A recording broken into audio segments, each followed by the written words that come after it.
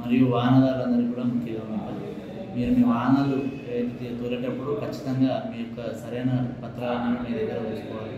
Police వారు ఎప్పుడైనా వాహన తనిఖీలో భాగంగా మీకు అడిగినప్పుడు వారికి సహకరించి ఈ ధ్రువపత్రాలను కూడా వారికి సమర్పించాలి. అదేవిధంగా తాగి డ్రంక్ అండ్ డ్రైవ్ చేసినప్పుడు కూడా డ్రంక్ అండ్ డ్రైవ్ టెస్ట్ నిర్వహించినప్పుడు దానికి కేసు నమోదు చేసి కోర్టు పంపించడం జరుగుతుంది.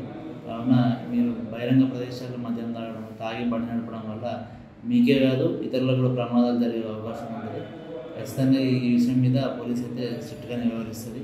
మరియు ప్రధాన కూడలైన రాజీవ్ చౌక్, బసవేశ్వర చౌక్ దగ్గర ట్రాఫిక్ అంతరాయం కలిగించే విధంగా ఈ తోపుడు బండ్లు కానీ, ఆటోలు కానీ, తుఫాను బండ్లు కానీ ఎవరైనా నిలిపినట్లయితే వారి మీద చలాన్లు విధించడంతో పాటు చట్టపరంగా చర్యలు తీసుకుంటాం.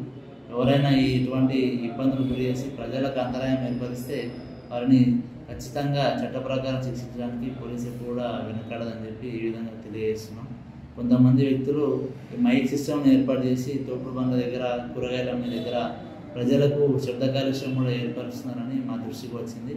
ఈ విషయం పైన సీరియస్గా తీసుకొని పనిచేయడం జరుగుతుంది. ఎవరు కూడా ఈ తోపుడు బండ్ల దగ్గర, కూరగాయల దగ్గర ఆ మైకులు ఏర్పాటు చేసి శబ్ద కాలుష్యం వచ్చేటట్టు చేయొద్దు. ఆ మైకులను వెంటనే తీసేయాలి. లేనిచో పోలీసు మరియు మున్సిపల్ సిబ్బంది సంయుక్తంగా దీని మీద దాడులు చేసి వారిని చర్య తీసుకోవడం జరుగుతుంది. ఈ విషయాలను దృష్టిలో పెట్టుకొని ప్రజలందరికీ కూడా అంతరాయం జరగకుండా ఈ వ్యాపారస్తులందరూ కూడా సహకరించాలని పోలీసు వారు విజ్ఞప్తి.